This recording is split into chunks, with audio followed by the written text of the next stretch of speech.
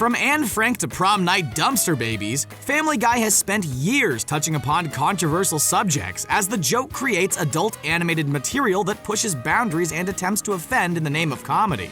Through the years, racism has been a common theme among these jokes, with almost no race left untouched. Take a look back at these insane moments and several times where the show may have taken things too far. Before you watch, click subscribe. You'll join our notification squad and be the first to know of new Screen Rant content. I'm gonna call Mahmood right now on this cell phone he gave me. Damn phone's busted. Turban Cowboy. In the 2013 episode Turban Cowboy, Family Guy decided to have Peter befriend a Muslim man after being involved in a skydiving incident. You would think that Peter would push past stereotypes and build a bond that crossed cultures, but this is Family Guy we're talking about. In a stereotypical and racist fashion, the very first Muslim man Peter decides to befriend turns out to be a massive terrorist set out to blow up the Quahog Bridge. The outlandish plot only perpetuates the fear of Muslims and lumps them all into the same group of evildoers. Unbeknownst to him, Peter ends up joining the terrorist group and helps set off a series of bombs. In one of the more racist moments of the episode, Peter hops into the cab. The cab driver sees his Islamic outfit and pulls out a card with skin tones on it. The card design features lighter skin tones in the OK section and darker ones in the not OK. The quick gag expands the racist joke beyond Muslims to basically include anyone with darker skin. The episode Turban Cowboy is actually banned from re-airing, and surprisingly not because of the racist content. A quick cutaway showcases Peter driving through runners at the Boston Marathon, an animation made well before the marathon bombing. Peter, what are you doing? Oh, surely, Jerome, you don't want to stay in the same house as a ghost who carries a torch around. Peter dressed as the KKK. When the Family Guy takes plot elements of Guess Who's Coming to Dinner, you know they are going to ramp up the race content just a little bit. In the episode entitled Baby Got Black, Chris starts dating Jerome's daughter Pam, and the race jokes start almost immediately. There's smaller moments like Lois talking about the black people she knows from TV, and Brian gets a few one-liners in there as well. The episode attempts to portray a message about white privilege, but anyone who watches Family Guy doesn't expect a true moral conclusion. One of the more racist parts of the episode comes when Peter worries about Jerome hooking up with his wife. In an attempt to scare him out of the house, Peter dresses up like a ghost and carries a flaming torch. The getup is obviously a hood and outfit from the Ku Klux Klan, and Peter arrogantly waves his flaming torch around Jerome as Lois demands he takes the white hood off. Claiming ignorance and still referring to the costume as a ghost, Peter brushes it off like he's done nothing wrong. And in the end, the show tries to reverse the script by making Jerome seem like the racist one by disapproving of his daughter's relationship with Chris. Silly rabbit, Twix are for kids. You shall! Offensive Asian jokes. While watching Family Guy, the fast and furious style of the show makes you forget quick gags or moments just as more jokes enter the scene. This is why, for years, Family Guy has inserted all types of offensive Asian jokes into their show, and people barely pat an eye. The jokes move quickly, feature stereotypes, and have been used in dozens of episodes. Stewie once worked in an Asian sweatshop. When he failed to complete his task, he was replaced with a newborn baby who was literally born on screen and put to work. Stewie has openly mocked Asian guys before, and once visited a stereotypical Asian Santa Claus. Multiple scenes throughout the series has also featured Quagmire with a lot of scantily clad Asian women that he often hooks up with. During a Christmas song, he even sings about them and the stuff they will all do together. If there's an Asian stereotype out there, then the show has likely touched upon it. This includes references to Japanese shows, their food, and the way they talk. There may not be a main plot about the Asian culture, but the show has filled in plenty of jokes over the years and even featured the whole Griffin family designed like Asian characters. If I could take all the black people in the world and just buy a farm somewhere and let them all, whoa, you know what? That actually, that didn't really come out right.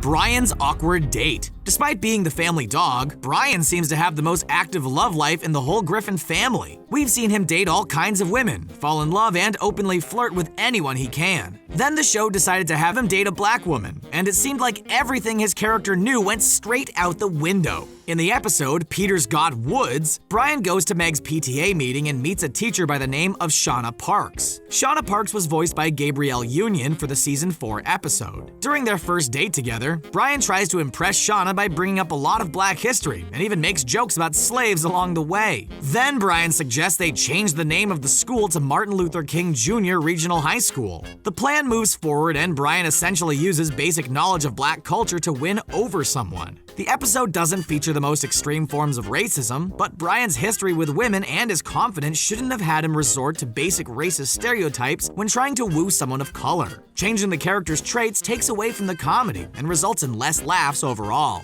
Yes, let's go get sandwiches at that new deli I keep hearing about.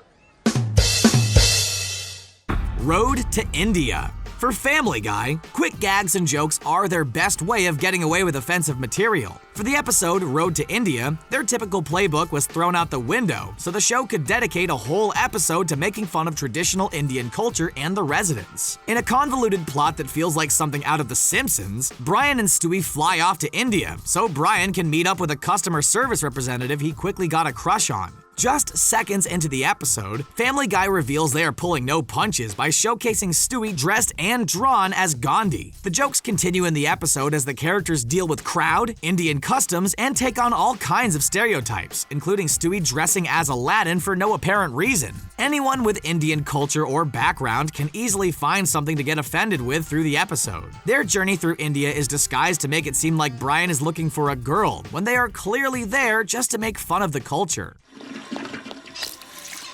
Hey, thanks. Watches you pee? Native American moments. The Griffin family lives in New England, an area rich with Native American history and culture. Too bad the show doesn't show any of that and instead seems to focus on outdated stereotypes and gags that have been done by countless other shows over the years. The Native American culture has been lampooned numerous times on Family Guy, including a local trip to a Native American-owned casino. The casino featured real slot symbols with ears of corn and teepees. The Native American casino workers all featured various tribal name puns, including change for a buck and deals with his wrist. Another episode imagines the whole city of Quahog as if all the citizens were Native Americans. Entitled Life of Brian, Stewie goes back in time and gives the Native Americans guns. Using these guns, they are able to prevent European settlers from taking over. The whole Griffin family were dressed as natives, including Stewie with a mohawk hairstyle. Then there's the whole fantasy flashback where Peter claims his grandfather was a Native American chief. All of the moments rely on basic stereotypes, and any type of Native American character who appears on the show is typically wearing a head feather and some of traditional Native American clothing. Excuse me, do you know how to get to town? Yeah, it's back the way you came. Racist animals. In an effort to get away with more racist jokes, Family Guy has a knack for turning to animals to deliver the lines. One of these animals is actually a Muppet known as Kermit the Frog. For several years, Kermit the Frog has been parodied on Family Guy, used in random scenes and even appearing with other Muppet pals like Miss Piggy. During one scene, we get to see Kermit's racial tendencies come out as he plays a banjo in his swamp. While strumming along, an African-American man rows up in a canoe and asks for directions. Out of nowhere, Kermit pulls out a shotgun and tells the man to go back the way he came. Kermit isn't the only animal Family Guy creator Seth MacFarlane has used over the years to deliver racist jokes. For his Family Guy-inspired web series Cavalcade of Cartoon Comedy, there is a short segment featuring a horse in a bar. When the other bar patrons make a joke about the horse, he retaliates with a racist black joke of his own. MacFarlane has added layers to the jokes by including the various animals, but when you break things down, racist jokes are racist jokes, especially when they're originally written by a bunch of white guys. I need you to step out of the car, sir. Peter, there's gotta be a better way. He's got a knife! Racist police officers. In some cases, Family Guy can showcase racism through gags or jokes while trying to get a point across. Throughout multiple seasons of the show, Family Guy has touched upon the mistreatment of African Americans by police officers. While these moments are done in humorous ways, the racist messages are often more critical of the cops more than anything. And before he got his own spin-off show, Cleveland was often the victim of these racist police attacks. During one scene, Cleveland is an advanced police van which attacks him and plants a gun on him. In another episode, Peter becomes a cop and beats Cleveland down in order to make their interaction feel more realistic. Then Joe, a real cop, pulls up and joins in on the beating. Family Guy even did a whole song dedicated to African Americans celebrating the disappearance of cops as they were ordered to South America. Entitled A Brand New Day, dozens of black citizens unzip their white skin costumes and rejoice now that the police forces have the town and everyone is able to roam freely. Not only has the show featured cops, but multiple jail scenes have focused on racist elements, including Cleveland, Peter, Joe, and Quagmire getting pulled over by a racist Southern cop and getting sent to prison. What the hell? Holy crap, I'm black! Peter Griffin, husband, father, brother? For some reason, multiple cartoons have decided to dive back into history and somehow add an African-American slave into their family tree. It happened on The Simpsons in 2010, but 9 years prior, Family Guy did the same thing in a more controversial fashion. By adding a black family member to the Griffin family tree, the writers and animators on the show use it as an excuse to get away with making race jokes than they ever have before. The episode in question is Season 3's Peter Griffin, husband, father, brother? Here, we learn about Nate Griffin, a long-lost black relative who basically looks like an African-American version of Peter. Not only does Peter have black family members, but his ancestor just happened to be a slave.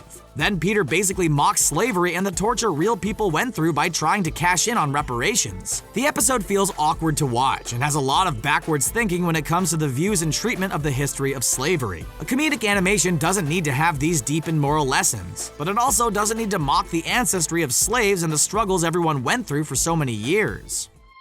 I gotta get a Greenstein or a Rosenblatt of my very own. I Need a Jew. If there's a song on Family Guy, the happy and upbeat tone is typically matched with some pretty controversial lyrics. Musical numbers like Iraq Lobster and Down Syndrome Girl push the limits when it comes to content. But when you consider racist songs, I Need a Jew takes the cake. Using Jewish stereotypes, Peter longs to have a Jewish accountant help fix some of his money woes. The song features a number of Jewish visual references along with lyrics referring to typical Jewish last names, a stereotype of them whining, and the ways they are able to save money. After the initial airing, some of the lyrics received criticism, and the whole song had to be changed. The line in question was "Even though they killed my lord." A censored version was released, which completely changed the line to "I don't think they killed my lord." Even with the one-line change, the song remained offensive and taps into some of the oldest Jewish stereotypes. The song itself was based upon the classic Disney song When You Wish Upon a Star, and we're pretty sure the original creators didn't have this version in mind when they originally created the song. How the hell did you know I'm an accountant? Hello, Max Weinstein?